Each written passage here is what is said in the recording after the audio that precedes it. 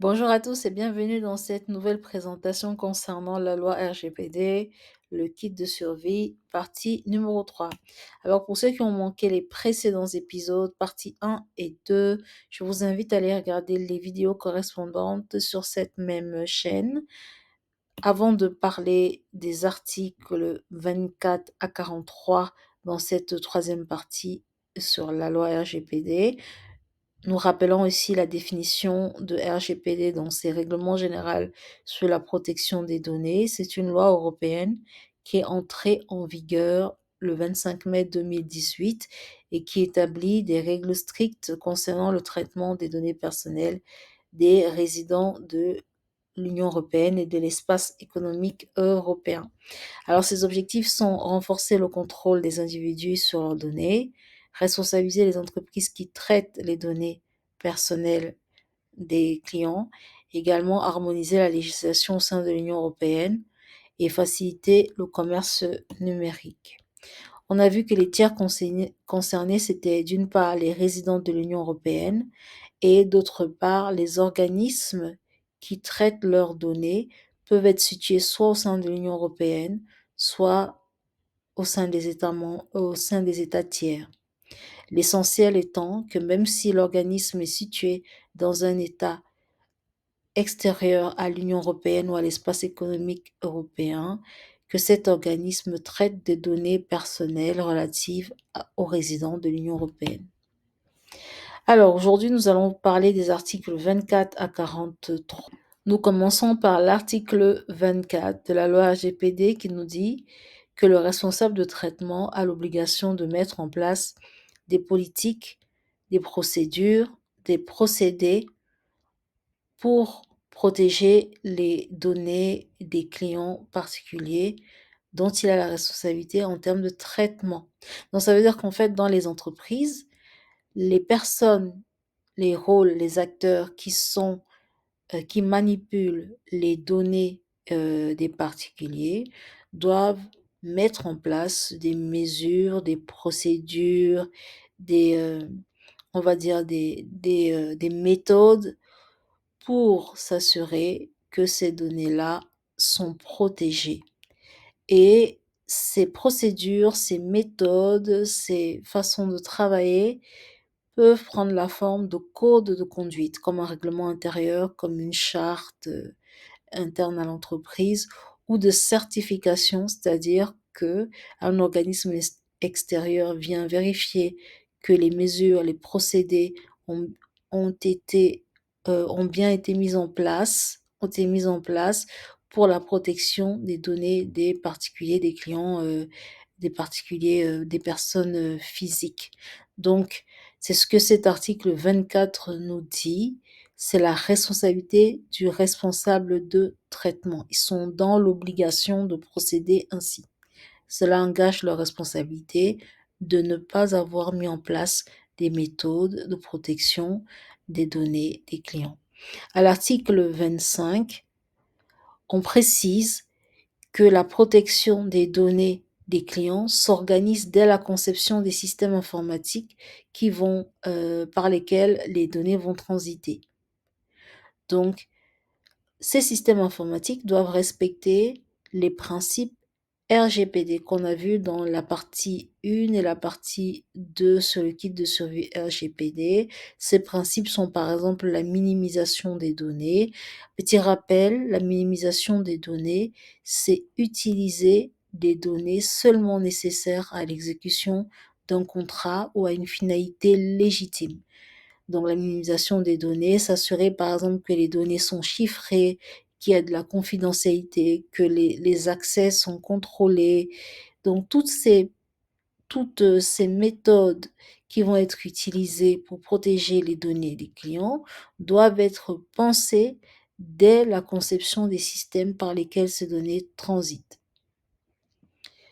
Il est important de noter que cet article aussi nous dit que les certifications et les codes de conduite constituent une preuve devant l'autorité compétente en la matière de protection des données. Une preuve qu'on a bien mis en place des procédures pour protéger les données des clients.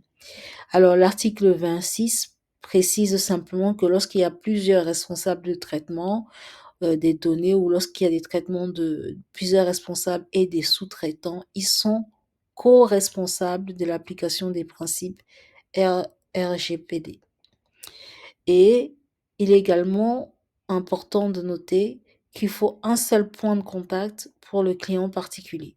Voilà, donc pour un particulier qui veut accéder à ses données personnelles en modification, suppression, en lecture, il faut un seul point de contact. L'article 27 nous parle des représentants des responsables du traitement et des sous-traitements qui ne sont pas établis dans l'Union européenne. C'est-à-dire qu'en fait, si par exemple un organisme utilise des données des résidents de l'Union européenne et qu'il est situé dans un pays qui est hors de l'Union européenne, il doit avoir un délégué au sein de l'Union européenne qui est désigné responsable du traitement des données et c'est sur ce délégué qu'il faudra s'assurer qu'il respecte bien les principes RGPD. En fait, s'il y a plusieurs responsables distribués dans plusieurs, répartis dans plusieurs pays, c'est ceux de l'Union européenne qui peuvent être délégués et c'est ceux de l'Union européenne qui ont comme un mandat, en fait, pour prouver qu'ils ont bien mis en place les principes RGPD, sachant que tous les organismes qui traitent les données, qu'ils soient dans l'Union ou hors de l'Union, doivent appliquer ces principes. Mais ce que l'article 27 précise ici, c'est qu'il doit y avoir un délégué qui représente en gros la responsabilité de traitement et que le mandat qui est établi avec ce délégué-là doit être un mandat écrit. Alors, on va passer à l'article 28. Alors, l'article 28 nous parle des sous-traitants. Si vous avez une société qui est en contrat, en relation avec un sous-traitant, que la société a des données personnelles des clients, que le sous-traitant doit utiliser ces données personnelles des clients pour réaliser des opérations, par exemple, commerciales, c'est la société dont l'organisme, on va dire, donneur d'ordre, qui établit les finalités des traitements de données. Cette société est soumise à la loi RGPD, mais son sous-traitant également est soumis à la loi RGPD. Ça veut dire que les principes RGPD s'appliquent à la fois pour un organisme et pour tous les sous-traitants de cet organisme qui utilisent, manipulent, contrôlent les données personnelles des particuliers. Voilà. Donc c'est ce que cet article dit en réalité. Et cet article précise qu'il doit avoir un contrat écrit, donc quelque chose d'écrit, d'explicite entre l'organisme donneur d'ordre et le sous-traitant qui précise le périmètre des données concernées, la finalité et les obligations de chaque partie. Ça veut dire que les obligations du donneur d'ordre et les obligations du sous-traitant en matière de protection des données clients, en matière de manipulation et traitement des données des clients. Et s'il y a plusieurs sous-traitants dans la chaîne, tous ces sous-traitants sont soumis aux principes qui sont définis dans la loi RGPD.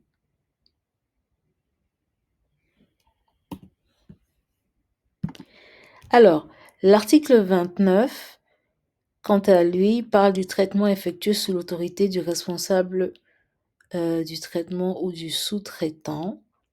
Alors, il est important de noter dans cet article qu'un sous-traitant qui a accès à des données à caractère personnel, comment dire, ne traite ces données que s'il en a reçu l'ordre ou l'instruction plutôt de la part du véritable responsable de traitement. Voilà, ça veut dire qu'en fait, même s'il est soumis à égalité au principe RGPD, le sous-traitant qui manipule les données des particuliers le fait uniquement parce qu'il en a reçu l'instruction de la part de l'organisme initial qui avait collecté les données des clients et qui est responsable du traitement de ces données-là. L'article 30 nous parle du registre des activités de traitement. Dans une société, ce que cet article 30 nous dit, c'est qu'il doit y avoir un registre qui dit pour chaque donnée, les données personnelles des clients, les données sensibles des clients, quelles sont les finalités de traitement. Donc, qu'est-ce qu'on va faire de ces données? Elles servent à quoi? Pourquoi on les a collectées? Les catégories de destinataires des données, quels sont les sous-traitants, les organismes à qui on communique ces données-là, les délais de conservation de ces données. Par exemple, en général, ils sont de 3 ou 5 ans. Il me semble que c'est 5 ans la plupart du temps. Combien de temps on va conserver votre, on va dire par exemple, votre adresse dans un site web e-commerce, ou alors combien de temps on va conserver votre numéro de téléphone et votre parcours professionnel sur un site de recrutement. Et ce registre des activités de traitement doit également comporter toutes les mesures de sécurité techniques, par exemple chiffrement, anonymisation et organisationnelle relatives à ces données. Lorsque le responsable de traitement est l'organisme principal, c'est ce que le registre des activités de traitement doit comporter. Lorsque le traitement des données est effectué par un sous-traitant, on doit avoir les coordonnées du sous-traitant, on doit avoir également les catégories de traitement effectués, les transferts de données à caractère personnel. Donc, on doit aussi avoir les mesures de sécurité technique et organisationnelle associées. C'est-à-dire qu'en fait, dans le cas d'un organisme qui est responsable du traitement, on a et les coordonnées de l'organisme et du DPO et du responsable de traitement associé, et les catégories de personnes concernées par ces données-là, les délais de conservation, les mesures de sécurité, etc. Et pour un sous-traitant, on a exactement la même liste ou presque la même liste de points à avoir dans le registre des activités de traitement, sauf les finalités, puisqu'on a vu précédemment que les finalités de traitement étaient définies par le responsable de traitement, donc l'organisme qui dispose d'un responsable de traitement, et elles ne sont pas définies par le sous-traitant. C'est pour ça qu'on ne retrouve pas cette information dans le registre des activités du traitement des données du côté du sous-traitant. Ce que cet article 30 nous dit également, c'est que lorsque l'organisation en question a moins de 250 employés, elle est également soumise au RGPD, mais elle n'a pas l'obligation de tenir un registre des activités de traitement, des données personnelles des clients. Alors, l'article 31 précise simplement que le responsable de traitement et le sous-traitant doivent coopérer avec l'autorité de contrôle. En France, c'est la CNIL.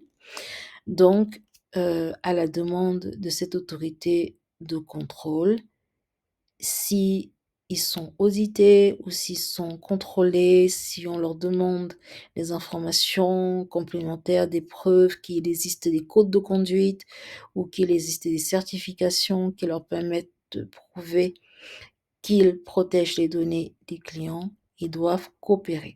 Article 31. À l'article 32, il est indiqué que dans les mesures techniques et organisationnelles à mettre en œuvre afin de garantir un niveau de sécurité selon le risque qu'il peut y avoir sur les données des clients, on peut compter par exemple la pseudonymisation, on peut compter le chiffrement de données, mais également tous les moyens de confidentialité et d'intégrité et de disponibilité des systèmes qui traitent ces données, par exemple les plans de continuité d'activité, continuation d'activité ou continuité d'activité, bon, les PCA. En gros, ce qu'on essaie de dire dans cet article 32, c'est que le traitement des données doit être sécurisé. Donc, il doit y avoir des techniques pour sécuriser ces données-là et des procédures organisationnelles pour sécuriser leur traitement. Vous avez des données de clients particuliers sur un serveur, ils tombent en panne. Qu'est-ce que vous faites? Est-ce que vous avez répliqué ces données? Est-ce que vous les avez archivées et sauvegardées dans un autre endroit pour permettre à l'activité opérationnelle de continuer? Il y a une faille de sécurité à un endroit où vous avez stocké les données. Est-ce que vous pouvez récupérer les données si jamais elles ont été altérées? Ce sont ces questions qu'il faut se poser, mais il faut mettre en place toutes ces procédures et ces procédés techniques pour garantir la sécurité des données et également la confidentialité. Est-ce que vous gérez le contrôle de vos accès à ces données dans le sens où tous les employés de la société n'ont pas un égal accès aux données des particuliers? C'est ce que cet article 32 dit. Le responsable de traitement doit s'assurer que toutes ces techniques sont bien mises en place et qu'elles sont appropriées pour garantir le bon niveau de sécurité selon le risque que peut présenter le traitement de certaines données. Alors, à l'article 33, ce qui est dit dans cet article, c'est que lorsqu'il y a une violation de données à caractère personnel, donc lorsqu'il y a une faille de sécurité qui fait que les données, comment dire, sont accessibles à des personnes malveillantes, ou pour des raisons qui vont utiliser ces données à des fins illicites, il est important que dans les 72 heures après constatation, au maximum après constatation de la violation euh, des données à caractère personnel, que le responsable de traitement prévienne l'autorité de contrôle compétente. L'administration compétente, en France, c'est une fois de plus la CNIL, qui doit être prévenue dans les 72 heures au maximum. Donc cela s'appelle par écrit, ça s'appelle une notification et cette notification comporte un certain nombre d'informations, par exemple les conséquences probables de la violation de données ou encore les mesures prévues ou prises pour endiguer les conséquences, pour essayer d'atténuer les risques et les difficultés qui sont survenus suite à cette violation de données. Alors, comme il s'agit de données des particuliers, il faut également prévenir ces particuliers qu'il y a eu un incident, une violation, une faille de sécurité, un problème technique qui expose leurs données à des pratiques malveillantes. Il faut prévenir directement par écrit et de manière claire la nature de la violation, les noms et coordonnées du point de contact qui est ici le délégué à la protection des données, le DPO, les conséquences de la violation de ces données-là, les mesures prises ou prévues pour endiguer les conséquences. Alors, cette communication peut être faite directement pour chaque particulier. Vous avez peut-être reçu ce genre de mail déjà en tant que particulier ou alors dans les médias. Et alors, c'est important de noter que si par exemple il y a eu violation de données personnelles, mais que ces données étaient anonymisées, ça veut dire qu'on ne pouvait pas identifier clairement et distinguer un particulier d'un autre dans ces données-là, le responsable de traitement n'est pas alors obligé de notifier les clients concernés. Alors, à l'article 30, alors lorsque un système est conçu et qu'il va traiter les données, un système informatique va traiter les données personnelles des clients, il est important pour chaque traitement qui présente un risque d'évaluer l'impact correspondant à ce traitement de données. Alors imaginons par exemple un commerce qui doit transférer une partie des données des clients pour des raisons opérationnelles à un autre commerce ou à une filiale à l'étranger. Il faut s'assurer que le transfert est sécurisé, chiffré, que des pirates, des personnes malveillantes n'auront pas accès à ces données lors du transfert. Donc, analyse d'impact ici, c'est de se dire que pour chaque traitement qui va être effectué sur une donnée, est-ce que ce traitement, il concerne déjà quel périmètre en fait de données clients? Est-ce que ce traitement est risqué dans le sens où il pourrait présenter, comment dire, pourrait impliquer qu'il arrive des choses illégales, malveillantes, des incidents sur les données, quel est le niveau de risque et si le risque survient, quel est l'impact de ce risque pour le client, pour les systèmes par lesquels ces informations transitent, pour la société, pour les processus opérationnels qu'il y a derrière. Donc l'analyse d'impact ici permet d'anticiper en réalité et donc elle doit être faite chaque fois qu'un traitement de données est appliqué et qui peut présenter un risque. Alors elle est faite par le délégué à la protection des données avec bien sûr la collaboration du responsable de traitement et de d'autres personnes, d'autres rôles au sein de l'entreprise. Alors, à l'article 36, on parle de consultation préalable. C'est lorsque, par exemple, on veut mettre en place un procédé de traitement des données personnelles qui présente un risque ou pas d'ailleurs, hein, mais on veut mettre en place un système qui va traiter des données euh, des particuliers. On peut consulter l'autorité de contrôle, l'autorité compétente. On peut consulter la CNIL, par exemple, pour demander si les mesures qu'on anticipe, qu'on va mettre en place pour protéger les données de ces clients-là sont suffisantes. Voilà. On peut également demander si les responsabilités sont bien attribuées, sont correctement attribuées entre le responsable de traitement et les sous-traitants, si le traitement implique des sous-traitants. On peut consulter sur les finalités et les moyens du traitement envisagé. Vous vous rappelez que les finalités doivent être légitimes. Donc, on peut également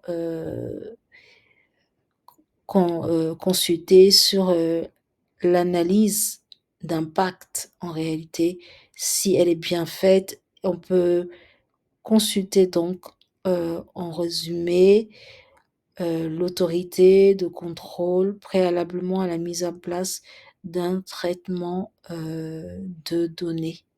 En fait, il s'agit de savoir si globalement le traitement peut présenter un risque, si le risque est endigué, atténué, géré entre guillemets, et la CNIL ici ou l'autorité de contrôle répond dans un délai fixé par la loi RGPD et elle présente dans sa réponse un avis écrit au responsable du traitement ou au sous-traitant qui a fait la consultation préalable.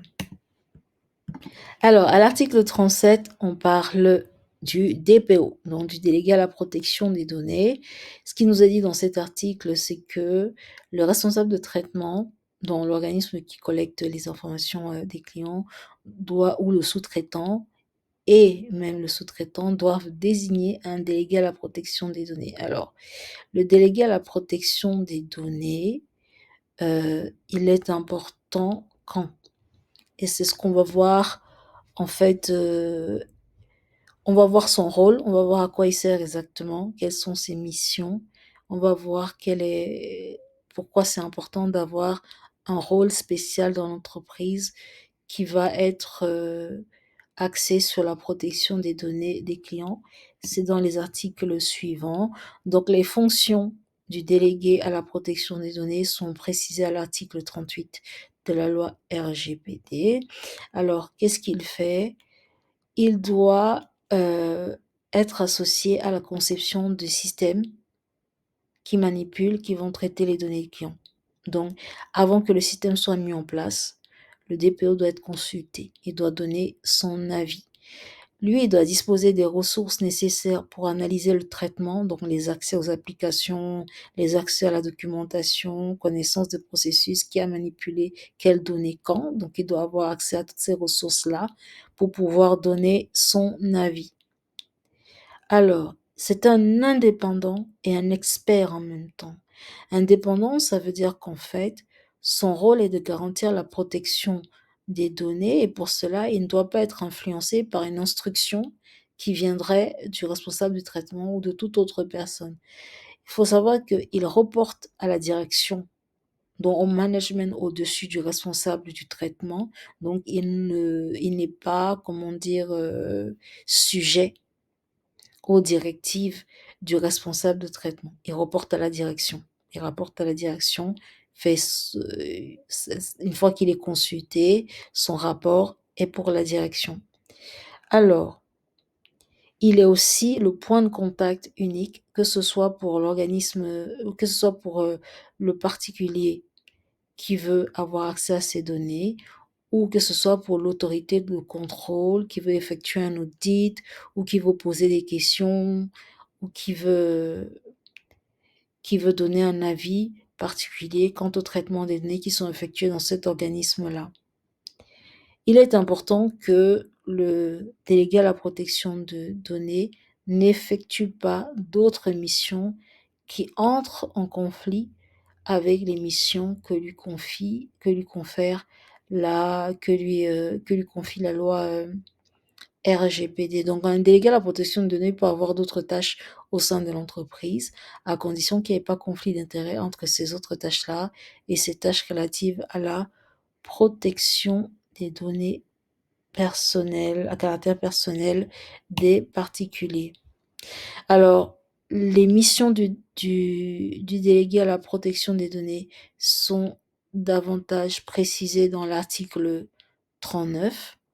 Donc, on a vu qu'il informe les conseils au sujet de la protection des données, par exemple pour organiser des formations, pour que tous les acteurs qui traitent les données personnelles des clients soient au courant des lois qui sont applicables et sachent comment les intégrer dans leur activité quotidienne.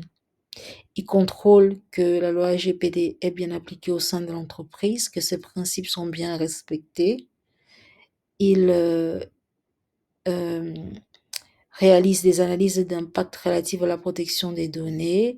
C'est lui le point de contact avec l'autorité de contrôle et c'est également lui le point de contact avec les particuliers.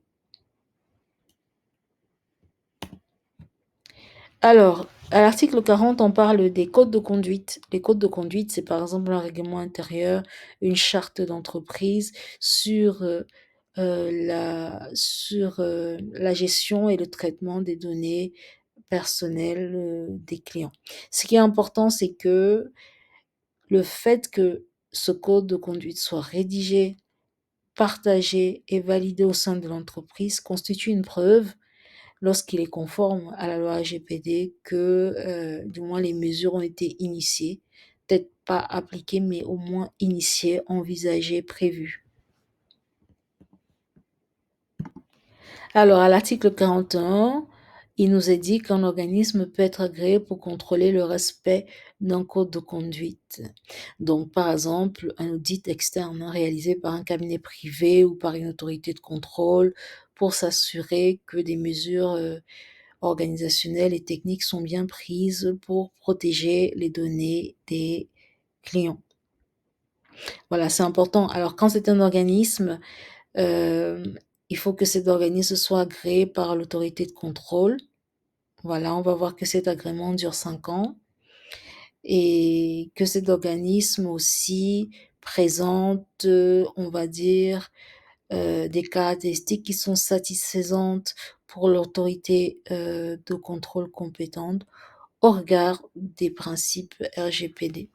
Que cet organisme-là n'ait pas de conflit, comment dire, que dans ses tâches et ses missions, il n'y ait pas de conflit d'intérêt. À l'article 42, on parle de certification. Pour ceux qui travaillent dans le monde informatique ou dans l'industrie, vous avez entendu parler de certification ISO.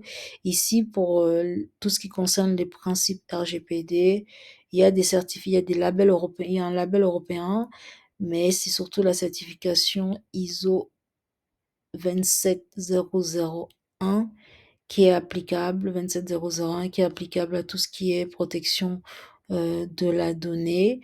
Alors, ce qui est important, c'est que la certification, elle est réalisée par un organisme qui vient en gros auditer le responsable de traitement, le DPO, tous les traitements mis en place, le fonctionnement autour de ces traitements, les procédures, les procédés, les chartes, codes de conduite. Donc, ils viennent auditer tout ça et ils s'assurent que tout est conforme à la loi RGPD. Ensuite, il délivre une certification qui a une durée maximale de 3 ans qui peut être prorogée, renouvelée. Voilà. Donc, c'est tout cela que l'article 42 mentionne. À l'article 43, on parle un peu plus des organismes de certification. Évidemment, l'organisme de certification doit être agréé donc par l'autorité nationale compétente. Alors, en quelques mots, qu'est-ce qu'il faut retenir de ces articles 24 à 43 de la loi RGPD? Déjà, les mesures préventives. On nous parle de mettre en place des mesures préventives donc dès la conception des systèmes qui vont traiter les données des clients pour s'assurer que ces données sont protégées. On nous parle de certification, ça veut dire être, comment dire? Audité et que l'organisme qui nous audite nous délivre en tant que responsable de traitement, nous délivre une certification qui est valable 3 ans, qui prouve que le responsable de traitement, l'organisme concerné ont mis en place les mesures techniques et organisationnelles qui garantissent la protection des données des particuliers. On nous parle du DPO qui a un nouveau rôle, le délégué à la protection des données, dont le rôle est autour du conseil, de la prévention et du contrôle. C'est également un point de contact pour l'autorité de contrôle compétente et les particuliers. On nous parle de communication donc, et de notification lorsqu'il y a eu une violation des données à caractère personnel, donc un incident, une faille de sécurité, etc.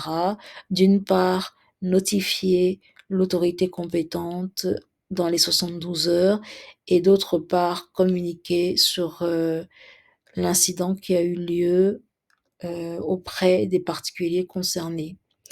On nous parle de consultation préalable avant de mettre en place un procédé de traitement des données à caractère personnel. On peut consulter l'autorité compétente pour s'assurer que les risques que le traitement représente sont endigués par les mesures préventives, correctrices, organisationnelles et techniques mises en œuvre ou à mettre en œuvre. On nous parle d'agrément, un organisme qui vient auditer le responsable de traitement doit être agréé par l'autorité compétente. On nous parle de code de conduite. Donc, le code de conduite est écrit, c'est une charte au sein de l'organisation, c'est comme une charte ou un contrat puis un règlement intérieur qui démontre que au sein de cette organisation-là, les principes de la loi RGPD sont appliqués. C'est tout pour cette présentation. Je vous remercie de l'avoir suivi et n'hésitez pas à nous contacter pour toute question. À bientôt dans la partie 4 du kit de survie RGPD. Ciao!